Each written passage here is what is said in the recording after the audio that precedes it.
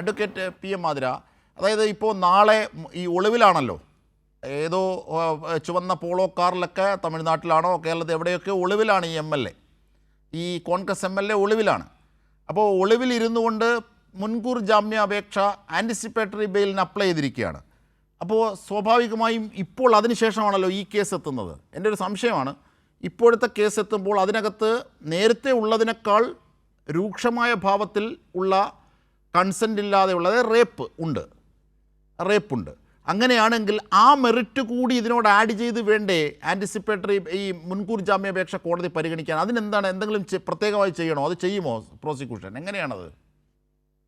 അതെ, അത് similar offences വന്നു കഴിഞ്ഞാൽ അതിന്റെ FIR കൂടി എടുത്തിട്ട് ബെയിൽ ഒബ്ജക്ഷന്റെ ഭാഗമായിട്ട് അതുകൂടി പ്രൊഡ്യൂസ് ചെയ്തിട്ട് ഇതൊരു സിംഗിൾ ഒഫൻസ് അല്ല, ഇങ്ങനത്തെ ഇതുപോലെ തന്നെ സമാനമായിട്ടുള്ള ഒഫൻസുകൾ നടന്നിട്ടുണ്ട്, അതിലും ഇദ്ദേഹം തന്നെയാണ് പ്രതി എന്നുള്ളത് പറഞ്ഞു കഴിഞ്ഞാൽ ബെയിൽ ഒബ്ജക്ഷനുള്ള ഒരു കുറച്ചുകൂടി രൂക്ഷമായ ഒബ്ജക്ഷനായിട്ട് അത് മാറും.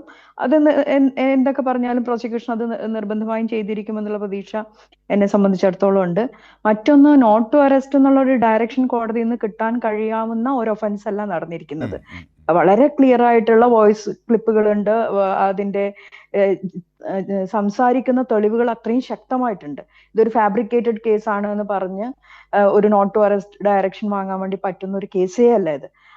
നിർബന്ധമായും ഒരു ജനപ്രതിനിധി എന്നുള്ള നിലയ്ക്ക്, മറ്റെന്തോ ആയിക്കോട്ടെ, എത്രയും കൂടിയ ക്രിമിനൽ ആയിക്കോട്ടെ, ജനങ്ങൾ തെരഞ്ഞെടുത്ത ഒരു ജനപ്രതിനിധി എന്നുള്ള രീതിയിൽ നിയമ സംവിധാനത്തിന് കീഴടങ്ങുക എന്നുള്ളത് തന്നെയാണ് ഏറ്റവും പ്രധാനമായിട്ട് ചെയ്യേണ്ടത്. മറ്റത് ഇതിന് ഒരു കൊഞ്ഞനം കുത്തുന്നതാണ്. ഇവിടെ നിലനിൽക്കുന്ന നീതിന്യായ സംവിധാനത്തിനോടുള്ള ഇത്രയും പുച്ഛിക്കുകയും പരിഹസിക്കുകയും അപഹസിക്കുകയും ചെയ്യുന്നതിന് തുല്യമാണ്. അതല്ലെങ്കിൽ ഞാൻ ഈ പറഞ്ഞതുപോലെ ജനപ്രതിനിധി സ്ഥാനവും മറ്റതൊക്കെ ഒഴിവാക്കിയിട്ട് അയാൾ ആസ് എൻ ഇൻഡിവിജ്വൽ, ഒരു വ്യക്തി എന്നുള്ള രീതിയിൽ അയാൾക്ക് എന്ത് വേണേലും കാണിക്കാം. പക്ഷെ ഈ ജനപ്രതിനിധിയായി ഇരുന്നു കൊണ്ട് ഈ കാണിക്കുന്നത് ശുദ്ധ തോന്നിയസാണ്. ഇനി അത് ആ കൊടുത്തിട്ടുള്ള നിയമപരമായിട്ടുള്ള അതിന് കൊടുത്തിട്ടുള്ള നിർദ്ദേശങ്ങളും ഒക്കെ തന്നെ വളരെ ഈ പറയുന്ന വിധത്തിൽ ഈ എക്സിസ്റ്റിംഗ് ലീഗൽ സൊസൈറ്റീനെ വെല്ലുവിളിക്കുന്ന ഒന്ന് തന്നെയാണ്. ഈ ഒരേപോലത്തെ ക്രൈമുകളിൽ റിപ്പീറ്റ് ആയി വരുന്ന സമയത്ത് അതിന്റെ പിന്നെ ആഴം കൂടും, ക്രൈമിന്റെ ഗ്രാവിറ്റി കൂടും. അതിന് ഒബ്ജക്ട് ചെയ്യാൻ വേണ്ടിയിട്ട് പ്രോസിക്യൂഷൻ എന്തായാലും എടുക്കുന്ന ഒരു മാനദണ്ഡം കൂടിയാണിത്. അത് FIR രജിസ്റ്റർ ചെയ്തോന്ന് അറിയില്ല. എന്തായാലും ഈ പരാതി മാധ്യമങ്ങളിലും വരുന്നു, എല്ലായിടത്തും ഇതിന്റെ പിന്നെ കോപ്പികൾ വരുന്നു. അത് FIR ഉണ്ടായാലും ഇല്ലെങ്കിൽ ഇതുകൂടി അത് ബെയിൽ അപ്ലിക്കേഷൻ പരിഗണിക്കുന്ന ന്യായാധിപരുടെ മുന്നിലെത്തും എന്നുള്ളത് തന്നെയാണ് ഞാൻ പ്രതീക്ഷിക്കുന്നത്. അത് കുറച്ചുകൂടി ഇയാളുടെ അവസ്ഥ മോശമാക്കുമെന്നുള്ള കാര്യത്തിൽ ഒരു സംശയവും ഇല്ല. ഇങ്ങനെ നാണം കെട്ട് പോകരുത് എന്നുള്ളതാണ് കേൾക്കുന്നത്.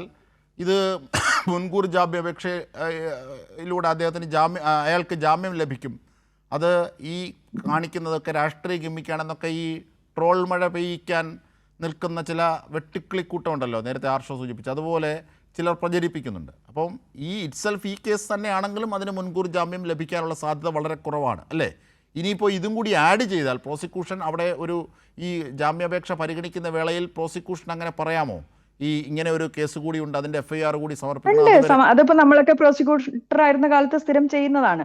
ഇപ്പൊ ഇതെല്ലാം ഒരു പിന്നെ ഒരു രീതിയിൽ കമ്പ്യൂട്ടറിൽ അടിച്ചു കഴിഞ്ഞാൽ സമാനമായി ഈ പേരുള്ള ആൾക്ക് വേറെ ഏതൊക്കെ ഒഫൻസ് ഉണ്ട് എന്നുള്ളത് അടിച്ചു കഴിഞ്ഞാൽ ലിസ്റ്റഡ് ആയിട്ട് വരും കാര്യങ്ങൾ.